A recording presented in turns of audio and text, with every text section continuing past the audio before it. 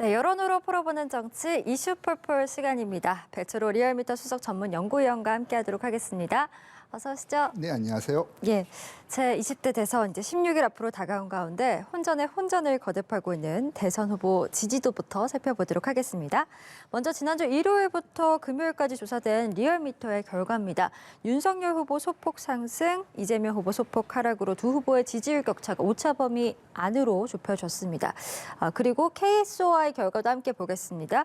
이번에는 이재명 후보의 소폭 상승, 윤석열 후보의 소폭 하락이라는 결과가 나왔는데 물론 뭐 조사 기간, 조사 인원 뭐 다 다르기 때문에 이런 결과가 나왔겠지만 지금 상반된 결과가 나와서 이 분석 결과에 대해서 좀 소개를 해주셔야 될 것 같습니다. 먼저 이렇게 이번 주 발표된 어저께 6개 나왔고요. 오늘 그 KSOI 나왔는데 이번 주 조사 발표된 의미를 먼저 한번 확인하고 가야 될 싶은데 예. 선거 이제 공개선거가 이제 3주잖아요. 먼저 이제 1라운드를 끝난 시점에서의 중간 평가 좀 성격이 좀 이번 여론조사를 좀 봐야 될 그 관전 포인트고요. 뭐 오늘 예. TV 토론을 통해서 이제 오늘부터 이제 2라운드가 들어가는데 1라운드 성적표라고 좀 보시면 될 텐데 지난 또 1라운드 지난 일주일 또 한동안 좀 분위기를 좀 네. 달궜던 건 또 후보 단일화 요인이었죠. 이제 오늘부터 이제 들어갈 조사들 오늘부터 분위기는 좀 후보 단일화 요인 좀 그 제거된 상태에서 좀 할 텐데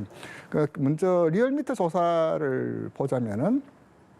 네, 보여주시죠. 리얼미터 조사를 보면 이제 윤석열 후보의 어떤 강세 흐름이 예. 계속적으로 좀 유지되고 있고 그렇다고 해서 40 중반까지는 뚫지 못하지만 견조한 흐름이 좀 유지되고 있고 이재명 후보는 계속 이제 40선을 이렇게 노크를 하려고 했지만 40선을 넘지를 못하고 예. 있어요. 그 지난 11월 달 이후 그 양당 후보가 이제 선출된 이후 보면은 이재명 후보가 그 전화면접 조사에서는 한 번도 40선을 넘지를 못했어요. 그나마 리얼미터 조사에서는 38구 수준에서 계속 40선을 노크하고 있는데 여전히 좀 저항선에 좀 부딪힌 좀 그런 좀 모습이다. 그리고 이제 KSOI 조사 뒷장 보시면은 여기서는 이제 거꾸로 이재명 후보가 이제 연달아 40선을 그 강세 흐름을 유지하는 걸로 나타나고 윤석열 후보 같은 경우는 좀 이제 소폭 이제 약세 흐름을 보이는데 저도 참 여론조사를 20년 했지만 예. 요즘처럼 이렇게 여론조사를 설명하고 또 물어보는 게 답을 하기가 상당히 좀 곤혹스럽습니다. 예. 여론조사했던 방식의 문제를 먼저 꼽을 수가 있겠죠. 면접 방식이냐, 자동응답 방식이냐, 그리고 이제 RDD, 그 자동 생성을 통해서 이제 표집 틀을 만드느냐, 안심번호를 만드느냐. 또 이제 그런 요인도 있지만 무엇보다 이슈도 같은 기관에서 하더라도 하루 상간에도 4, 5% 심지어 6% 나는 6%포인트 차이가 나는 조사가 있거든요. 그랬을 때 이번만큼 이렇게 혼돈스럽다라는 것이 여론조사 현상에서도 그대로 좀 나타나는 것 같습니다. 네. 과거에는 여론조사가 지금 이 시점 되면은 공식 선거운동에 들어가면 어느 정도의 방향성을 가리키면서 그러니까요. 뭐 우열이라든지 대강 윤곽이 나오는데 지금까지의 여론조사도 나오지 않았을 뿐더러 어저께 안철수 후보의 단일화 철회 발언 이후 더 이제 혼조세로 가는 상황이다라는 건데 대별해서 말씀드리자면은 지금 한 길게는 한 1년여, 짧게는 이제 각 당 후보 경선 레이스부터 이제 압축됐던 11월 달부터 또 지금까지 봤을 때 그 이전과 여론조사와 그 이후 여론조사는 어제 안철수 후보 발언으로 확실히 갈릴 것이다. 즉 이제부터 나오는 조사가 당락 혹은 예측에 근접해서 볼 수 있는 수치였고 사실 그 이전까지는 이러저런 불확실성과 어떤 가정적인 상황도 좀 적잖이 좀 놓여져 있었는데 이제서야 이제 공식선거 운동이 들어가고서 일주일 후 이제 본투표 16일 남은 지금에서야 겨우 이제 대진표가 완성되고 이제 그렇다면 이 사람들 중에서 선택을 해야 되는 이제 그 시기가 아니냐 그렇게 좀 보여집니다. 예, 말씀해주신 것처럼 어제 안철수 후보가 공식 단일화 제한 일주일 만에 이제 뜻을 거둬들이면서 굉장히 큰 변수로도 작용을 할 것 같습니다.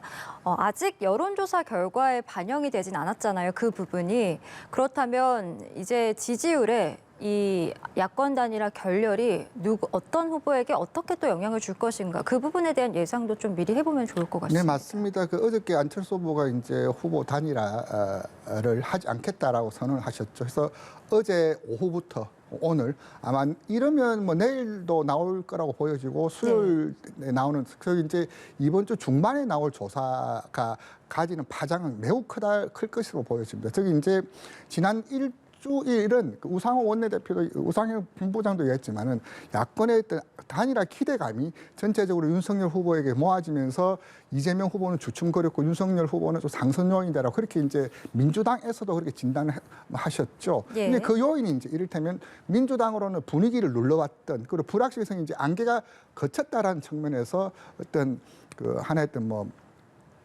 기대감.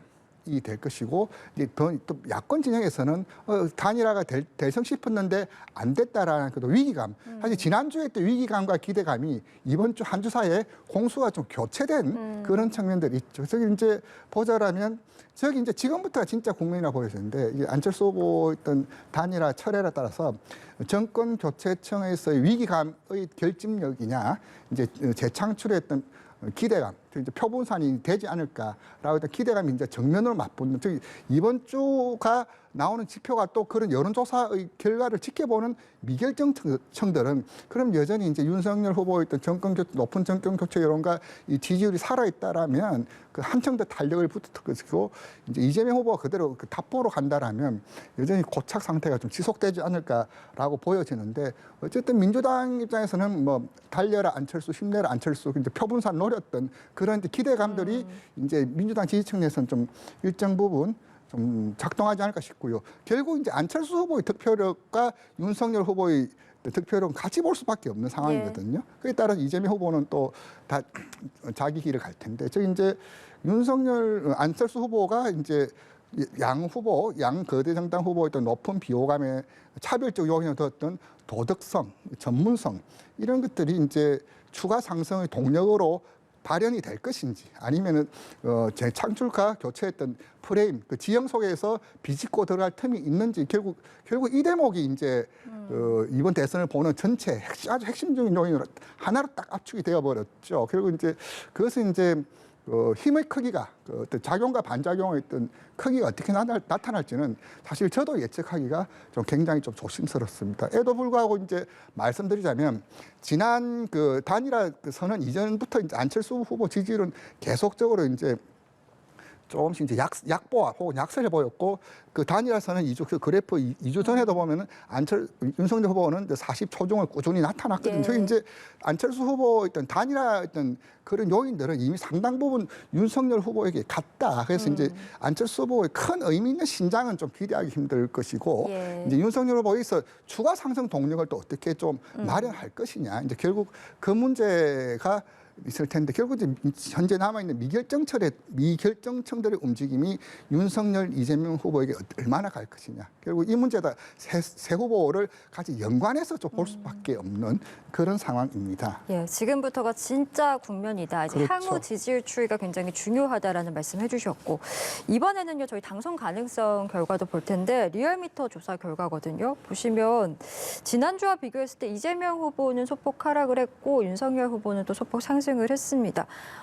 앞서 보여드렸던 후보 지지도 흐름과 당선 가능성 추이가 점점 비슷해진다라는 느낌을 받습니다. 비례적으로 움직입니다. 특히 이제 여론조사상에서 선두를 달리고 있는 우위 후보는 당선 가능성은 개인 지지율보다 더 높게 나타나거든요. 그래서 네. 이제 당선 가능성이나 하면은 내가 그 후보를 지지한다 플러스 지지는 하지 않지만은 그 후보가 될 것이다라는 전망이 같이 섞여 있는 그런 성격의 지표이기 때문에 그 지지 후보는 이 지지율 선두를 달린 후보는 당선 가능성에서 비례해서 더 높은 퍼센트를 획득하는 것은 자연스러운 거리이고 문제는 이제 개인 지지율 45와 당선 가능성 50이 조합이 될 때 이른바 대세론의 어떤 예. 기반 전제라고 하는데 윤석열 후보 같은 경우는 이제 대세론 불 붙이기 직전 아주 이제 턱밑까지 쫓아온 상황에서 이제 단일화 암초를 이제 만난 셈이고 예. 그래도 그 이재명 후보가 40선은 꾸준히 이제 지지선을 유지하면서 40m로는 밀리지 않았다는 점이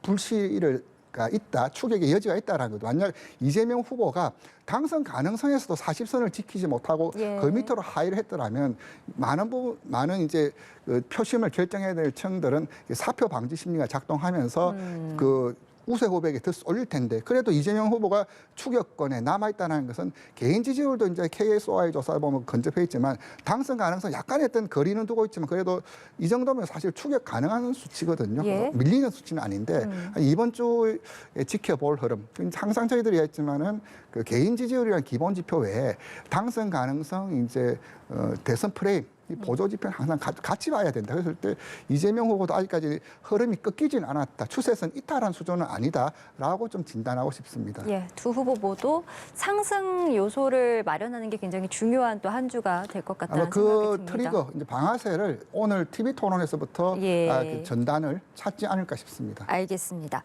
그리고 저희 대통령의 핵심 자질에 대한 평가와 관련된 여론조사 결과도 가져와 봤는데 이게 한국 리서치에서 조사를 했고요. 지난주 금요일, 토요일에 진행이 됐습니다. 국정 능력에 대한 평가 보시면 지금 이재명 후보가 윤석열 후보보다는 높은 점수를 받은 것 같습니다. 윤석열 후보 같은 경우는 부족하다라는 응답이 60%가 넘었는데 그러면 지금의 상황을 봤을 때 윤석열 후보가 지지도가 더 높게 나오고 있잖아요. 그러면 국정 운영 능력보다는 역시나 정권 교체가 더 필요하다라는 여론이 높다라고 봐야 되겠습니까? 맞습니다. 이제 저기 이제 이 한국 리서치 조사뿐만 아니라 MBS에서는 그 후보를 왜 지지하냐라고 지지 이유를 묻습니다. 보면은 윤석열 후보를 지지하는 이유는 많이 나올 때는 75%, 뭐 보통 평균이 이제 60 후반 70선에서 보면은 정권 교체 때문에 윤석열 후보를 지지한다. 예. 라는 응답이거든요. 또 이제 윤석열 후보가 지금까지 가졌던 경력이라는 것은 검사 생활 말고는 다르게 정치 자신의 경험이 어떤 뭐 없죠. 정책적, 정치적 혹은 국민들로부터 나의 어떤 생각은 철학은 내용은 이렇다라고 한 번도 밝히거나 국민들 입장에서는 평가의 근거란 걸 한 번도 발견하기가 좀 없었었죠.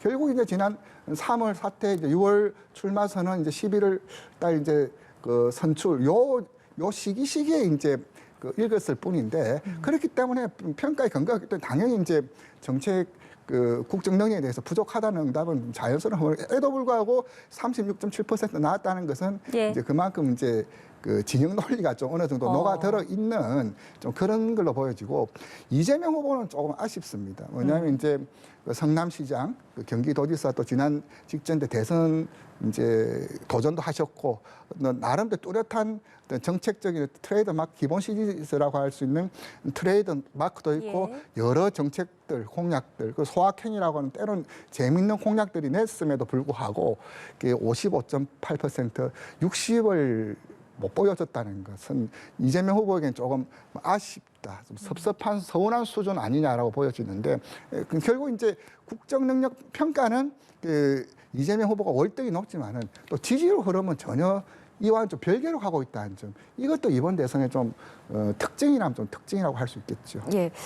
그리고 다음으로는 도덕성에 대한 평가를 또 물었는데 두 후보 모두 도덕성에 있어서는 부정적인 평가가 더 높았습니다. 뭐 역대급 비호감 대결이다, 뭐 이런 이야기들은 계속 나오고 있는 상황인데 도덕성 평가도 지지도에는 큰 영향을 주지 못할 것 같다는 맞습니다. 생각이 사실 듭니다. 두 후보 모두 윤석열 후보도 겨우 40선 턱걸이했고 이재명 후보 30선 이제 겨우 턱걸이했는데 두 후보 모두 50% 예.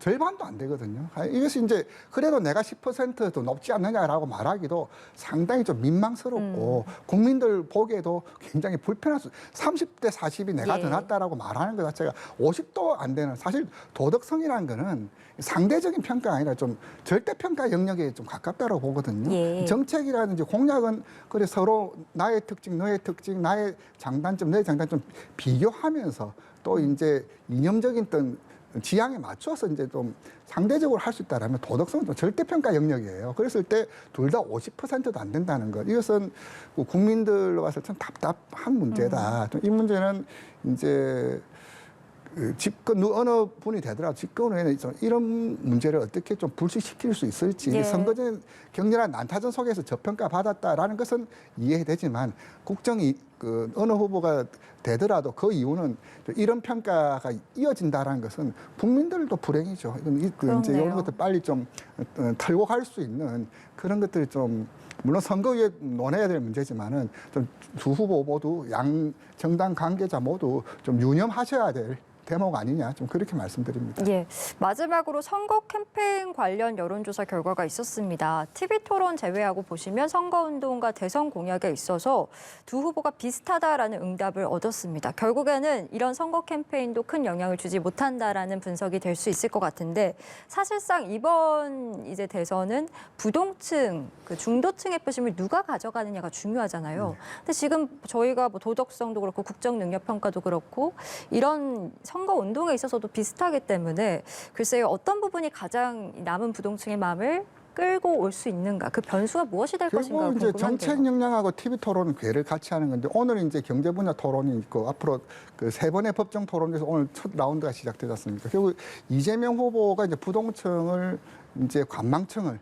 당겨오기 위해서는 아까 정책 역량과 TV 토론은 더 이재명 후보가 더 나았다. 윤석열 후보 10%포인트 정도 높이 나타나는데 그런 결국 부동층이 움직이는 것은 양 진영 프레임에 따른 재창출이나 교체도 있지만 결국 누구에게 우리 미래를 맡길 것인가라는 정책과 공약의 준비 정도 또 이제 그런 감성적으로 받아들이는 정도 그런 점에서는 이재명 후보도 아직 포텐은 살아 있다라는 것이고요. 그리고 이제 선거 운동 방식이라든지 공약에 대해서는 두 후보 모두 큰 변별력은 보이고 있지는 않아요. 그리고 이제 그렇다면 결국 정책 공약과 미래 비전을 보고 그 지지층을 이제 움직일 텐데 예. 이미 도덕성, 진영 논리 혹은 정권 교체냐 재창출이나 프레임으로는 이미 상당 부분의 지지층들이 어느 정도 그쪽으로 하고 마지막 남아있는 자녀층들은 결국 이제 양 정당 진영 논리도 자유로운 분들 혹은 아직도 좀 지켜보자는 분들이 좀 남아있는데 결국 그분들을 움직이는 것은 정책과 공약, 미래다.